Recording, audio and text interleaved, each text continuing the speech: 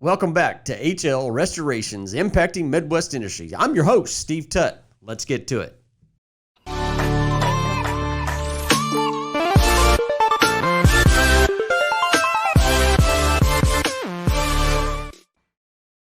All right, welcome back, guys. It's an exciting week here in Kansas City with the Chiefs going to the Super Bowl, but it's even more exciting because we have Alan Little with a little motivation in the studio today. How you doing, Alan? Absolutely phenomenal. Yourself? I'm doing fantastic, man. Are you excited about the Super Bowl? Oh, I'm excited, man. I'm excited to see another W from the Mahomes, from the Chiefs. It's funny how when I first moved out here, I was not that big into football because I'm from Chicago. Right. And Chicago, for some years, we had some hard times.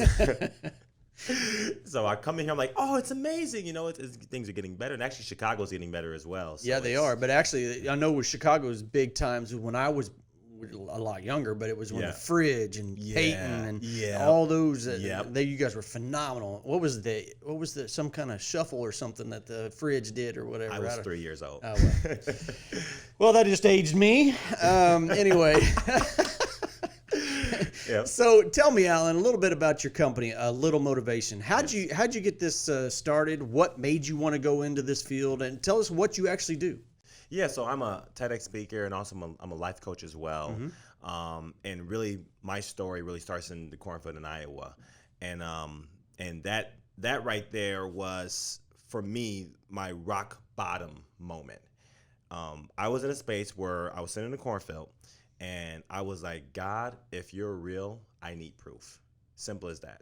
My life was kind of just working a regular job. I had good job, good money, nice car, nice place to live. Materially, everything was working, but spiritually, emotionally, something was not working. I'm like, why do I feel so bland? Why is my life such on autopilot? And so I started reading books, getting self-help, and I sat down in the cornfield in Iowa. I said, God, if you're real, I need proof. And ever since then, God's been showing me proof. Showing you the way, too. That's what started.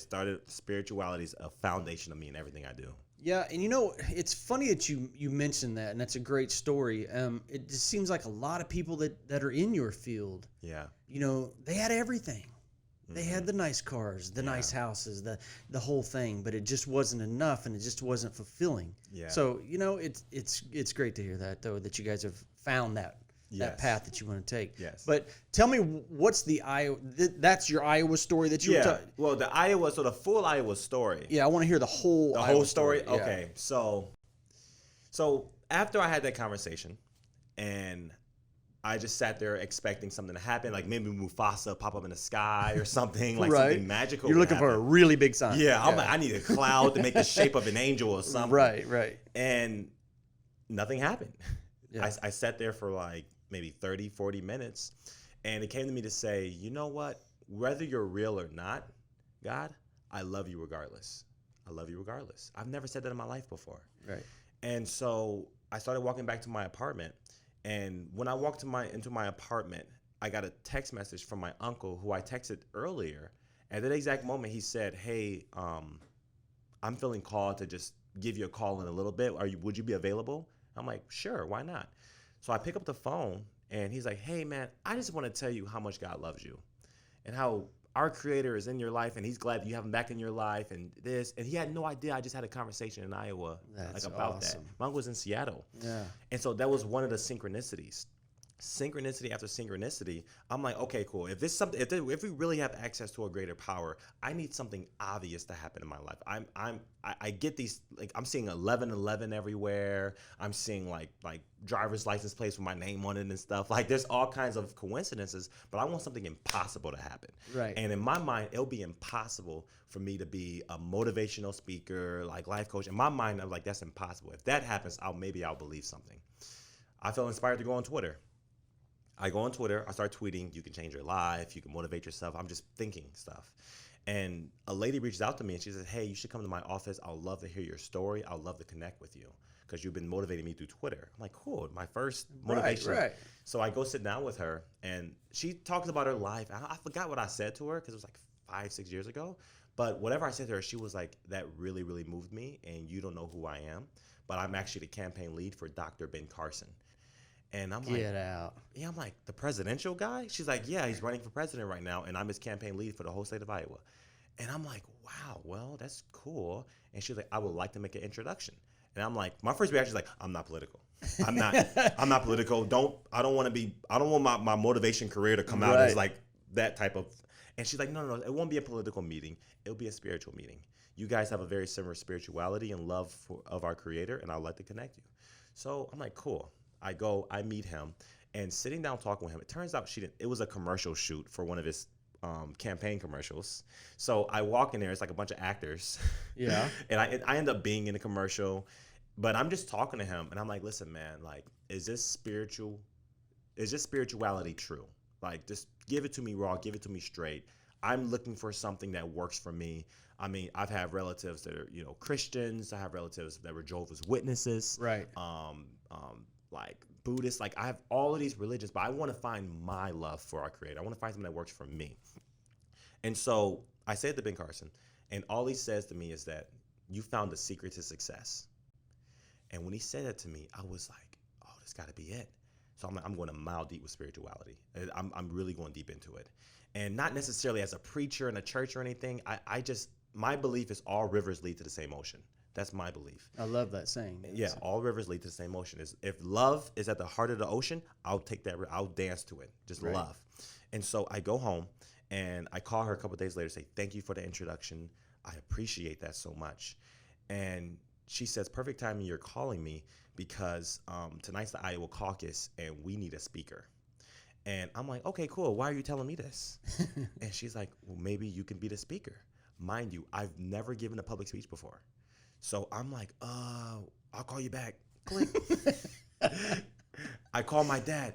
Dad, I'm scared. Oh my God, Dad, I don't know what to do. They want me to be a speaker, yada yada. And my dad's actually a bit of a preacher. Right. So he's like, son, he's like, oh. Thing about my dad is that when he's talking and he needs something, he stands. I know he was standing up. Yeah. Because I just know his voice. He's like, son, God called you to do this. And when God calls you to do something, he equips you with what you need to get it done. So the fact that you're called to do this, you're equipped. I say you're equipped. You already got it. And I'm like, got what you need. I felt the power. I called her back. I'm like, yeah, I'm going to go there. I'm going to do it.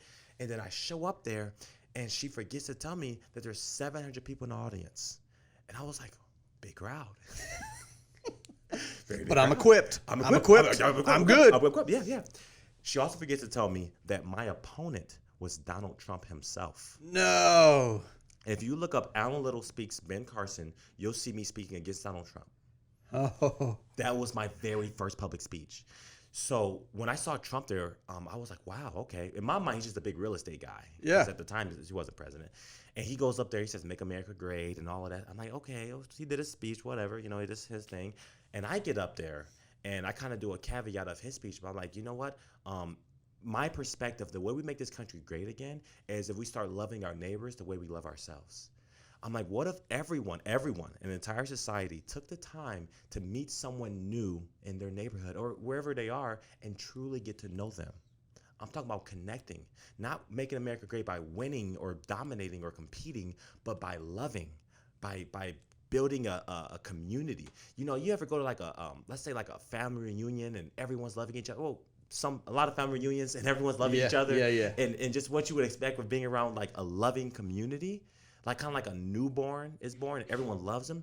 What if our whole country did that together? Where like you're no longer like a person, you're my brother. My father says there's no cousins in our family. There's only brothers and sisters. Yeah. And so what if we did that as a nation? That was my first speech. We need that bad. That was my first speech. And after I gave that first speech, standing ovation, like nice. Even like people with like these MAGA hats on, like they're taking off the hat, they're clapping. Yeah. Because I'm like, I found it. Love. That's what works on a collective thing. That's what brings us together. That's what everybody wants, man.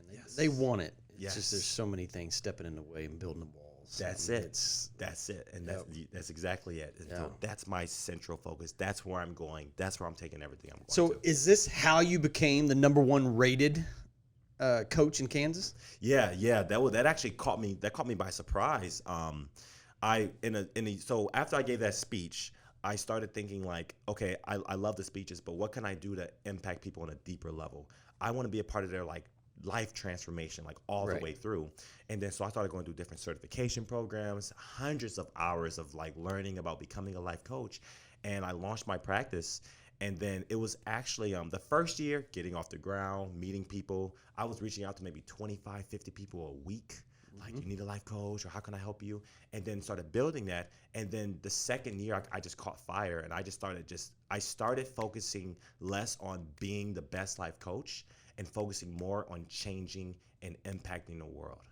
Good for you. And the moment I aligned all my focus with making the biggest impact on people's lives, it's people started reaching out to me. Wow, this really works, because I help people overcome anxiety a lot. People still struggle with anxiety, love with themselves. A lot of people give away all their power, and they're always giving, and they never can like receive it healthy, or people's not giving it back to them. So a lot of my clients are people with really big hearts. And so that's because that's the guy I am, just loving community. And then my second year, I got, saw some things online. People hit me up, said, check this out. And then expertise.com rated me as the #1 life coach in Kansas City. And I was like, it's so funny how in the year of 2018, I was focused on being the best. But 2019, I was focused on just changing lives, impacting people from my heart, loving people. And that even allowed me to take it to next levels. And now I'm humbled by that. I'm grateful for that.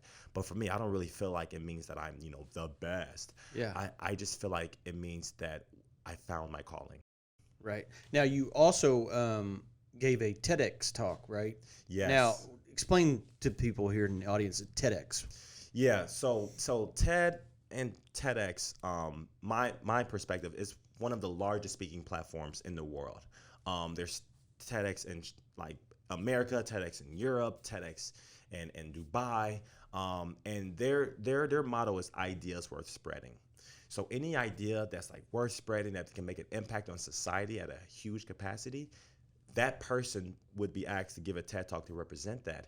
And I think out of all of the speakers in the world, the top, there's probably 1% or less of all speakers in the world actually can give a TED Talk, get on a TEDx stage.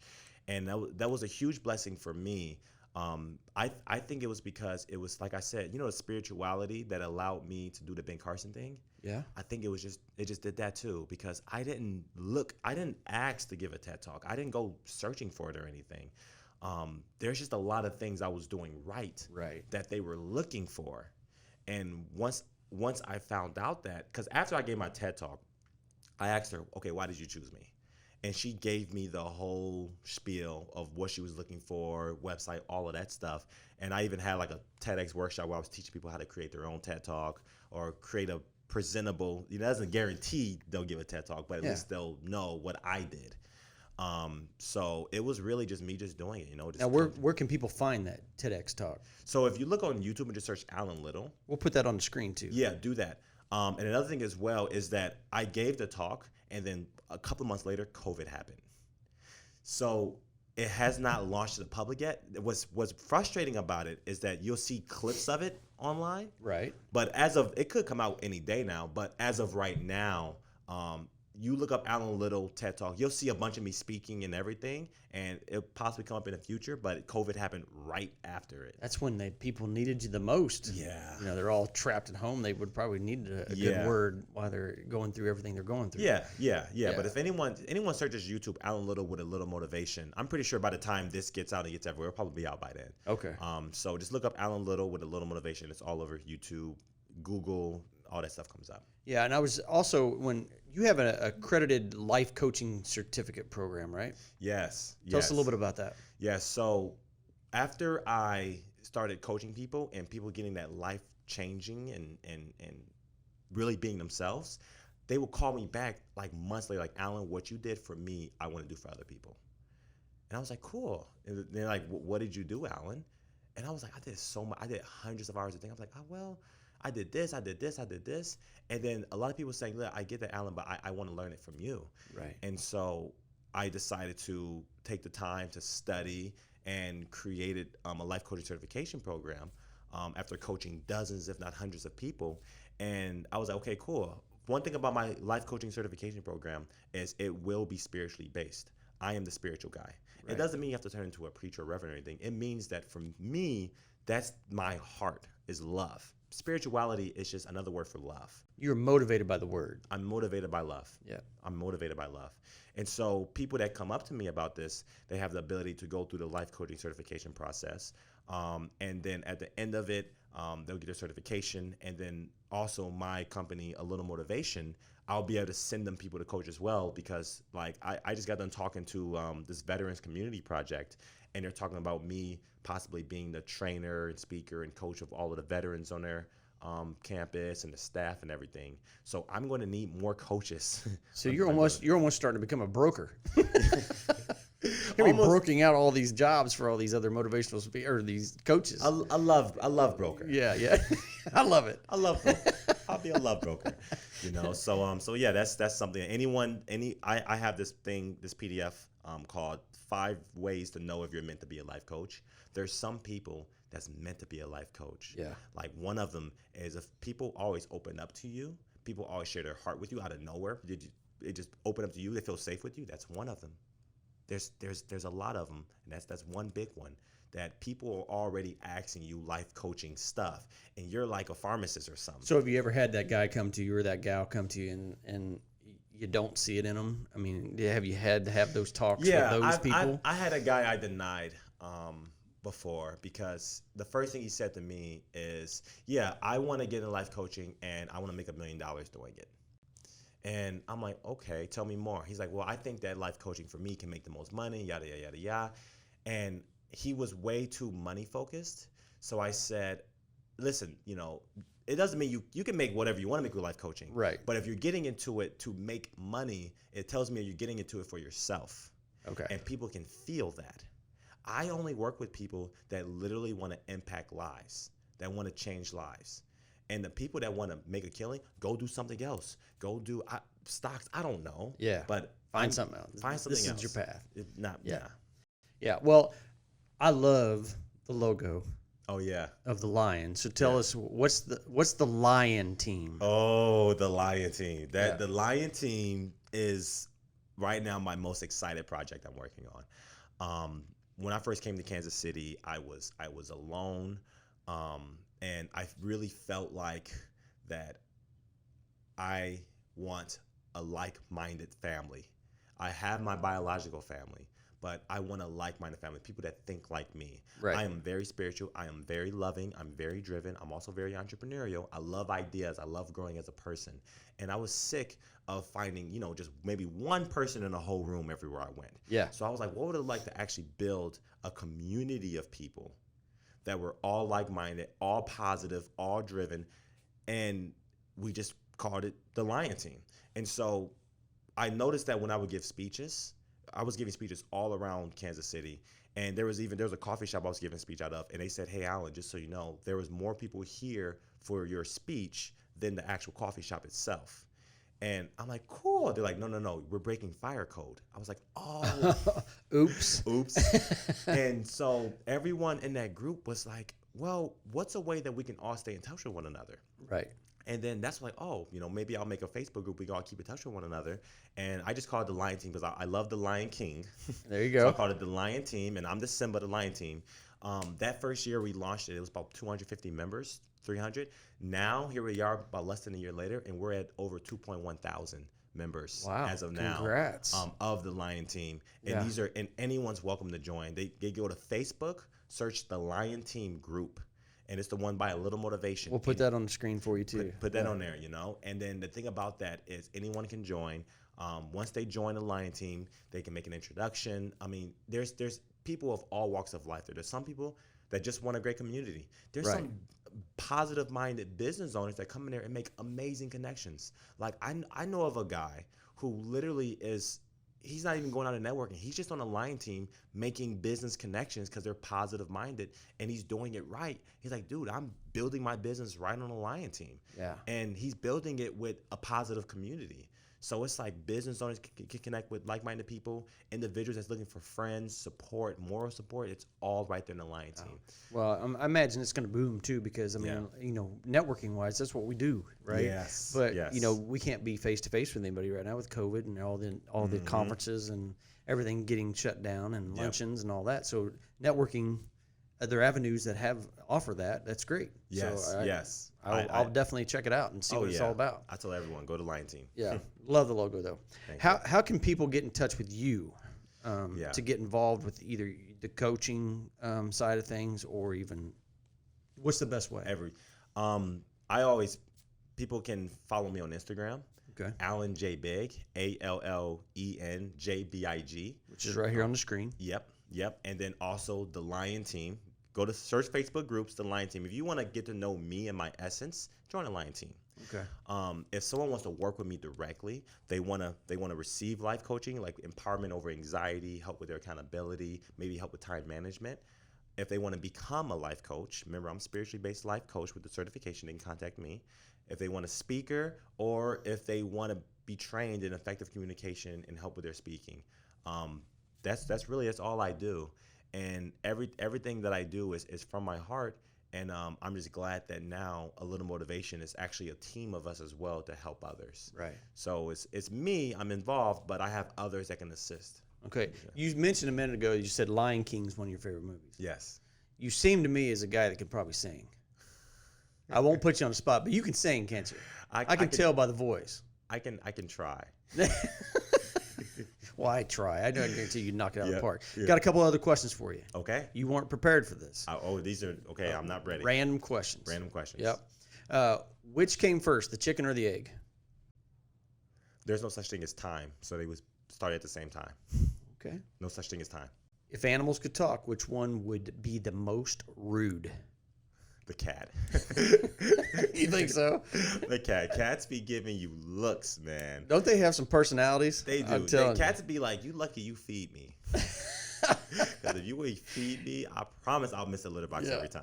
I had a friend told me a story about a cat. They have cats and dogs, but they said the cat would be up on the counter and all of a sudden, and they have a video of it. Yeah. The cat just goes, boop, throws the food off on the floor for the dogs and just walk along there knocking stuff off the counter. It's like, ornery. Uh-huh. But if your life had a theme song, what would it be?